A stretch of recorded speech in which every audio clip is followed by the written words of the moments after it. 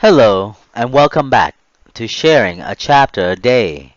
This is Dara, me, and today I will be reading Chapter 111 of Engagement in Peril by Dara, Odoe, Sok.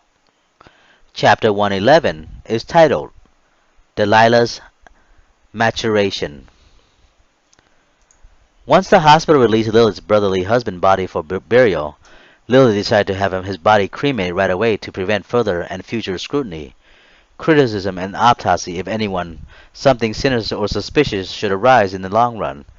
She's covering all the grounds and all the bases. She's so smart in that sense and conniving that way. She told Delilah that she had her father's ashes kept safe at the local All Souls mortuary cremation vault area, which a headstone and engraving was purchased to show proof that she did that for him, that her so-called husband. Instead, she had flushed his charred, cremated ashes down the toilet at a local gas station bathroom while Delilah waited in the car for her mother to return from her sudden emergency bathroom break. So she told her miracle baby then. On a regular basis for the first few years after his passing, Lilith would drive Delilah to also mortuary to visit her father's headstone. She had told her Delilah that her so-called father, uncle, had died in a tragic car accident. And being as young and naive as she was then, she believed whatever her mother had told her, and she still does that to this day. She has always been her mother's naive, conniving child, whether her mother tells her the truth or not. Delilah had been molded to be that way with her mother. She is quite submissive to her mother's suggestion and instruction, even to this day. That bitch is 30 years old now. Delilah grew up not knowing what really happened to her father and remembering very little of what had happened to her as a young child. Her mother had her miracle baby see a psychiatrist on a weekly basis soon after his killing. Lilith was hoping that the psychiatrist would help erase the memories of Delilah's being sexually abused and assaulted by her father. She demanded that her child be on medication to help with her thoughts and memories of the past, of what she was falsely spoon-fed into Delilah by the hired, well-paid shrink. Money is not an issue, doctor, Lily coldly stated to her child psychiatrist. I just don't want her to remember what happened to her way back when she was sexually abused by her own father, making sure that the psychiatrist understood what she was getting at. To this day, Delilah had been on psychotherapeutic medication to treat her insufficient past and to suppress her memory of all the deviant act that her father acted upon her young body when she was just a mere child. Shinshin never knew this of Delilah. She never told him. Although he saw her taking meds and such, she always told him that it was her birth control pills and lady parts medication of sort. She was so damn conniving to him. And he, being so stupid and bluntly gullible, believed whatever that cold bitch had to tell him. Shinshin did. He was so gullible.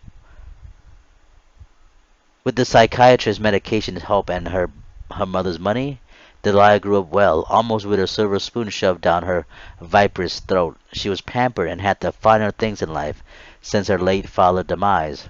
Her mother sent her off to various dance classes, ballerina classes, acting classes, singing classes, vocal classes, and piano classes, even ethical classes on how to be a proper lady. Her mother wanted and was mentoring Delilah to grow up to be a well-rounded person. In that sense, she would be able to convince, and sweep ignorant fools like Shinshin off their feet and take them for all their worth, no matter if their only worth was their good nature and giving heart. They want that too. They want to take your heart and your good nature and eat it up. What bitches! To Delilah and Lilith, anything of value, whether it was spiritual or material, it was worth taking advantage of.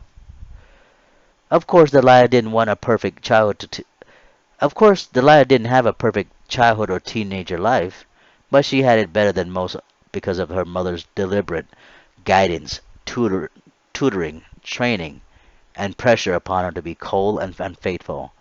Delilah grew up well, attending private Catholic school from then until her high school year, where she was enrolled in the PACE program at Polytechnic High School in the Cherry Pineapple Grove area, the very same school that I had attended when I was younger, and the same program that I was in way back when I was a mere teenager of ignorant bliss.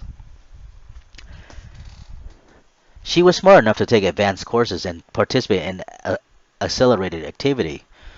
Del- Delilah participated in various dance classes, clubs, and groups, growing up with the finer things and always looking for a free ride from the opposite sex, just like her mother had taught her.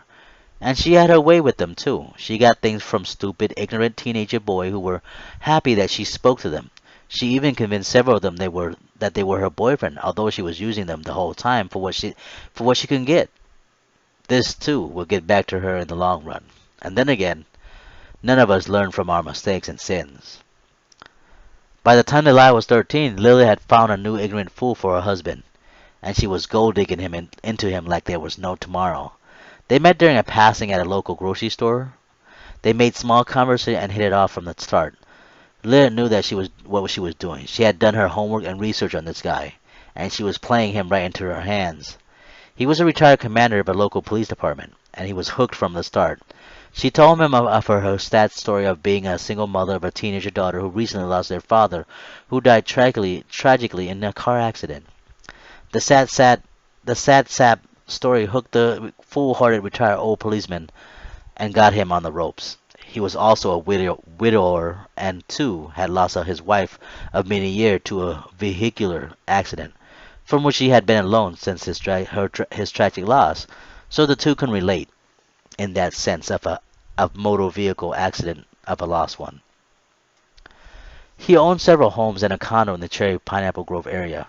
Eventually, after several dates and get-together and such, both conniving daughter and mother moved into the three-bedroom condo with the poor sap and took over his daily living. Lilith didn't have to work to support herself or Delilah anymore. She now had more money to spend on herself and her miracle baby. They spent his retirement pension and used his worldly possession, from his car to his credit card. Since he was a retired police commander, he was receiving a good-sized pension on a monthly basis, and he let Lilith handle all the finances, and she was happy to do so. Besides that, she took care of his medical needs and expenses. Once in a blue moon, she would give him some selfish loving, blowing his older, weaker pecker, just to give him a rise or two. Nothing to where she had to bend over backward for. The poor sap was old and slowly dying from his old age, and the two succubi was sucking him dry slowly as long as they could provide it for them. That's just the way they were. You see, finding a fool and draining him slowly until he can't give you any more. That's what they did to my beloved Shinshin Nagami. That's what I believe those two terrible, poor excuse for human beings had done to my closest friend, Shinshin. Eventually, as Delilah grew into her physique and age, she got what she deserved for her foolishness with the opposite sex during her high school year. Turns out that Delilah, too, was played. She had gotten herself all in love with a young man whom she thought she knew well, but it turned out she was quite wrong in that. The guy was using her, too, for what he could get. Delilah had allowed Polly to touch and grope at her on in various places upon her body without telling her mother about it. And of course, her stepbrother was fucking with her as well. This was the one thing that she didn't share with her mother. She thought that she could have Polly all to himself. She thought she was in love, but she was used, like the way she had used Shinshin several years later today. Delilah had her crew of gifted, accelerated students from PACE program of additional curricular experiences. They would hang out in clubs, meeting during lunch breaks and such. She always wanted to be the center of attention, and I wanted everyone to know that she was better off and a little wealthier than them. And she always had the latest trend in designer clothing and shoes to show off as proof of that. Delilah was quite intelligent in all her classes and did well with her accolade and made the honor roll several times throughout her high school career. Delilah was with Polly, the guy she loved, for about a year and a half. They were on various outings together. Theaters, recreational parks, skating rinks, various park teams, beaches, and other places. He was spending on her at most places. And in return she allowed Polly to grope and poke at her sensual, private, delicate parts then. He was molesting her as well. and she allowed it. She accepted it. Unknown to Delilah and Polly wasn't Unknown to Delilah that Polly wasn't quite sure about his own sexuality as well. He believed himself to be bisexual, but for some reason he never pushed onward atop Delilah for sexual penetration. She had thought he was being old-fashioned that way, and she wasn't ready herself for that sort of thing, although she had forgotten that she had been fucked and poked at a many times by her late father, uncle, in the past when she was a younger child. Now Delilah was being raised as a Catholic and knew damn well that she would have to wait for marriage to be intimate, but she didn't care. After all, she was she was her mother's little girl. The couple, Polly and Delilah, seemed to enjoy each other's company, and during that fall of senior year, Delilah wanted so bad to attend the winter formal together with Polly as a couple. But Polly had other plans and refused to go. And Delilah didn't want to go anywhere without Polly, else but Polly. So she too disappointedly didn't attend the winter class formal. Instead, she stayed home and played her RPG games, finding demons and casting spell upon trolls and evil mutants. To her delight, Polly had promised her that he would take her to the senior prom when spring semester rolled around. Delilah was elated from his promise and told her mother all about it. Lilith once again warned her daughter about falling in love, that men are evil dogs and only good for one thing, to gain support and provide for her and her daughter. Delilah reassured her mother that she knew that she knows that she was doing with that guy Polly, but in reality, she was hooked on Polly like flies to shit. Delilah was being a little rebellious with her mother then. Delilah continued to do well with her spring classes. The senior prom was drawing near. Lilith took Delilah down to the South Coast Plaza Mall in Orange County to look for a prom gown and dresses and to get her some beauty makeover. Once again, she was being pampered and tutored to be the whore that she grew up to be. Lilith picked out an elegant salmon dress that her daughter looked ravishingly lovely in, with 3-inch high-heel salmon stiletto and several sparkling rubies and dazzling jewelry to match. Lilith even paid for the sleek black limousine that took Delilah, Polly, and 3 other couples of their friends and acquaintances to the senior prom at the local high-end hotel resort along the Southern California coastline then. Lilith also had rented Polly a very nice black tuxedo and accessory to match that of Delilah's outfit. Elegance and eloquence was the theme for the whole wholesome couple. Lilith wanted her daughter to have a good time and have a memorable experience, so she spent and put much effort into the fiasco for her miserable, miracle only child. She was hoping that her daughter would learn from the gain experience, like a stepping stone into the big time of conniving and cheating men out of their dignities, worldly possession, and lives. Lilith made sure her daughter looked better and more presentable than the other couple in the limousine. She went all out for her daughter. The four couple had a good ride around town for several hours before going to the actual ball, showing off to various pedestrian drivers while half their bodies stuck out of the limo's elongated sunroof. Once at the prom site, they had a good time posing for pictures and danced the night together. Except Delilah wasn't dancing at all. Polly was caught up in how to go about trying to find a way to tell her what he was really feeling. He told her that he had something to say and wanted her to really listen to him then. She wasn't sure what he had to say, but was hoping that he would tell her that he loved her and such, but it wasn't what she had expected. While the other couples were dancing on the floor to hip-hop and upbeat music and song, Polly finally came clean to Delilah, and at the top of his lungs said, "Delilah, we have been together for about a long time now. About 18 months, all right? Delilah, we have been together for how long now? About 18 months, right? Well, this whole time, there's something I always wanted to tell you, but wasn't sure how to go about to tell you. I enjoy being with you and doing things with you and spending on you, but you need to know who I am. I have decided. No. I have come to a conclusion and really realized who I am." Polly took a moment to catch his breath and breath. You know, Delilah, I could have sexual intercourse with you on many occasions, but I never pushed the envelope because I wasn't sure on what to do or what I really wanted from you, Polly hurriedly stated aloud. Delilah was looking at him at awe at first, then with confusion, and wasn't sure what Polly wanted to tell her and what she wasn't hearing. Her facial expression turned uneasy as he kept talking aloud and rambling on. His sound was constantly being cut off by the loud music in the background. He had to repeat himself several times to get her to hear and understand what he was getting at. She now seemed nervous, a little scared and confused from all his verbal commotions. "What do you really want to say, Polly? What do you really want to say to me, Polly?" she loudly beckoned at him. Polly answered as loudly as he could so that he didn't have to repeat himself again.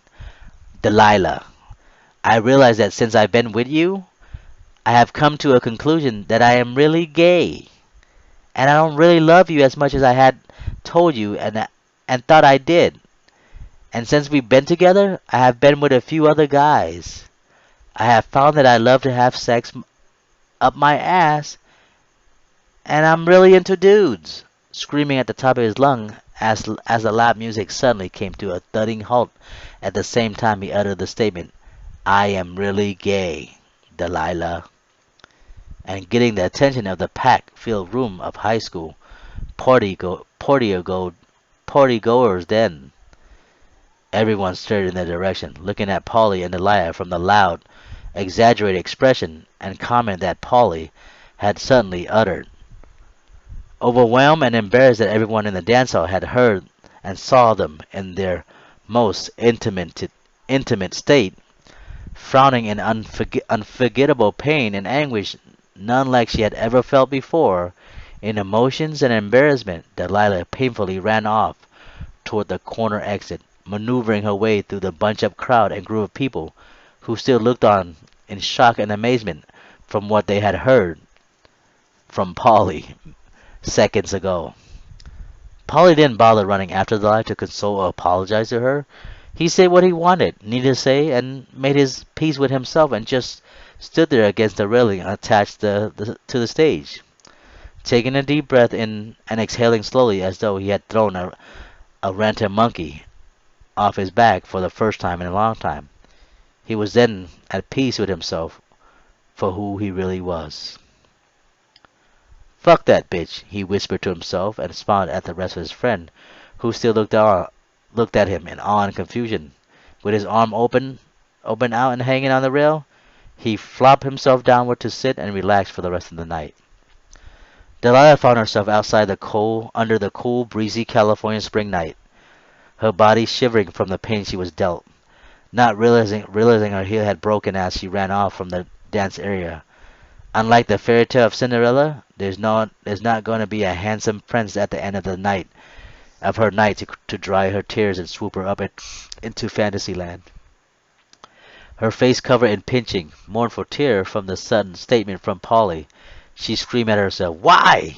Why? Why would Polly do this to me?" Pulling at her hair and scratching away at her delicate applied makeup, she angrily questioned herself. She stood there alone, holding herself as though she was once again an infant. Her sudden anguish turned into anger, and more tears shed from her damp, weathered face. She frantically looked and scooped around inside her silver purse to find her cell phone, so she could call the only person that really cared for her. It was her mother that she wanted to reach out to and needed at the very moment. She needed her mother to tell her what to do once again.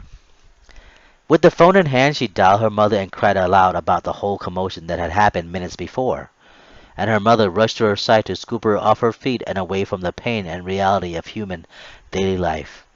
As a small payback for hurting, crushing, and ruining her daughter's prom night toward the other couple that came in the limousine with her daughter and Polly, Lilith paid off the driver and told him to leave at the hotel resort area and go on with his business, leaving Polly and the other three couple high and dry to find other means of getting home that night after the memorable senior prom was over. That was one of the first payback that Delilah got for believing and putting faith in her mother's conniving teaching and upbringing. Delilah had yet to learn from her deception and sinful deeds against her many praise, like Shin Shin. which she and her mother had used and taken advantage of to this very day. Thank you for listening. This is the end of chapter 111. Be on the lookout for chapter 112, titled Earning My Caduceus. This is Do, Ra, me, and I'll see you later. Thank you.